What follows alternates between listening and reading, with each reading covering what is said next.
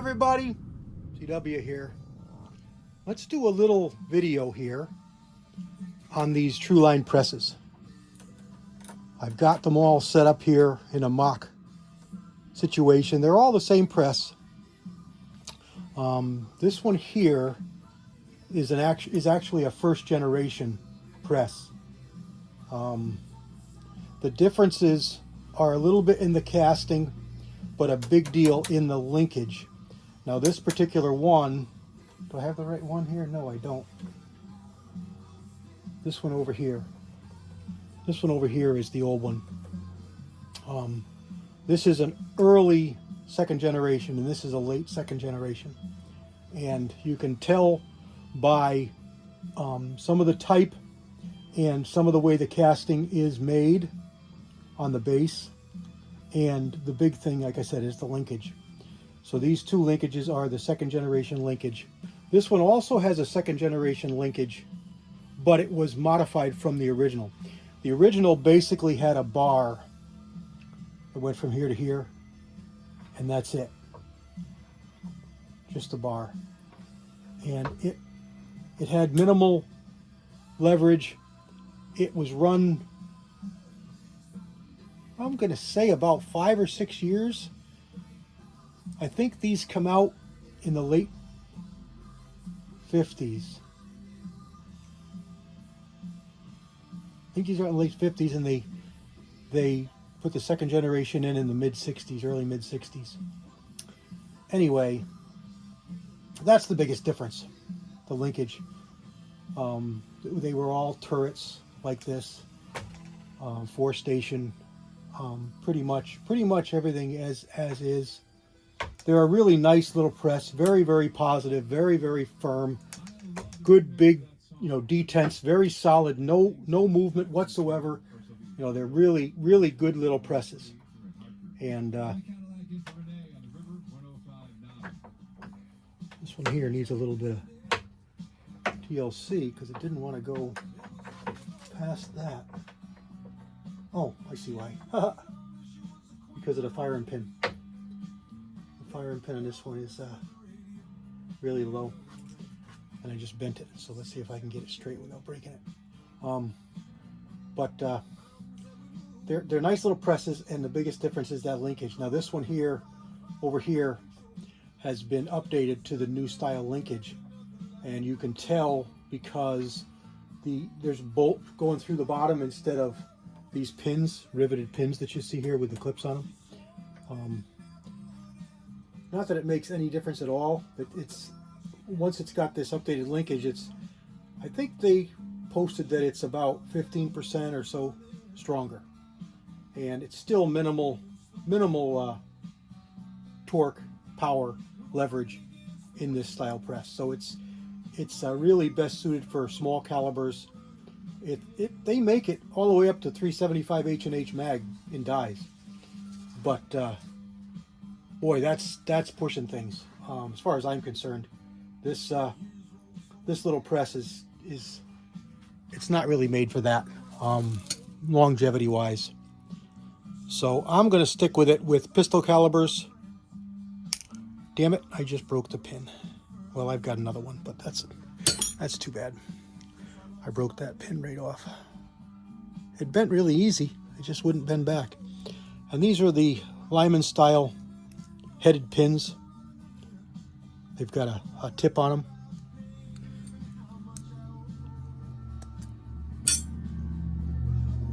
Can't get it out there now. There it is. Here's the head of the pin. I don't know if you're going to be able to see it. It's pretty tiny. And it's on the floor now. Anyway, so there we go. That's that. I'm going to run these with pistol caliber stuff. Ideally, I started out, I just wanted to be able to use 22 Hornet.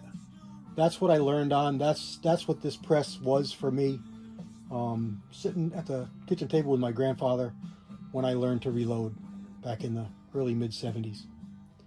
So being able to do that again was my dream, and I will achieve that for sure. I have Hornet dies for this, and now I have 3 presses. I've got a conversion shell holder in this one over here. These use a different shell holder. Oh, I cut myself. Different shell holder. They use a J style shell holder that's long and does not work with the new X styles.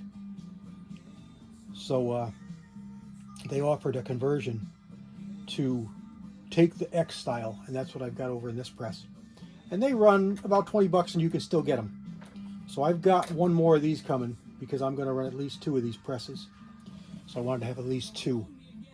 And I've got an adapter on this one, and I've got an adapter over here to take the Lyman 55 powder measure, which is pretty nice. And it works really well. Resize and decap, charge it with powder. And there's also a flaring die if you're using cast bullets. There's a flaring die so you can resize and deprime. Prime right here. You just go backwards here and it lets you prime right on the press. And then charge it with powder, and then flare the bullet, flare the case, and then seat the bullet. So it's a really nice little system, really nice setup, positive small. There used to be a guy, and Johnny 1982 was telling me about it, and I don't know if he's got a video or if he posted in somebody else's video, but I watched the video on YouTube, and the guy was making up aluminum heads that took 7/8 14, so it took standard dies. And that's a really neat, that's pretty slick. Apparently the guy doesn't do it anymore, there's nobody doing it anymore, but Johnny has one, and he offered it to me to make measurements to see if I wanted to make these up for myself. And I don't know, we'll see. It would be nice, but I've got the dies for 310 to do a couple of the calibers I want, and I'm on the hunt for more of them. I really want to get I need a couple more dies for the 218B. I've got a sizer and a deprimer. I need a seeder. I got to check and see if the Hornet would work. It's loose dimensions, so it might work. I have to check and see. I have a 25-20 full die set, so that might work as well to seat the bullets. We'll have to see. I'll have to experiment and see. But one I don't have anything for and I really would like is the 32-20, and then the 32 H&R mag, or if it's just available in 32 Smith & Wesson long, I'll experiment to see if it will size a H&R Magnum case. But that would be really neat for calibers in this. Like I said, they made these up to 375 H&H Magnum, 300 Magnums, 300 H&H Magnum. I believe I have a 300 H&H Magnum die. When you buy them for the 310 tool, it'll say the calibers on them. When you buy dies that are meant for the Tru-Line, it only says numbers.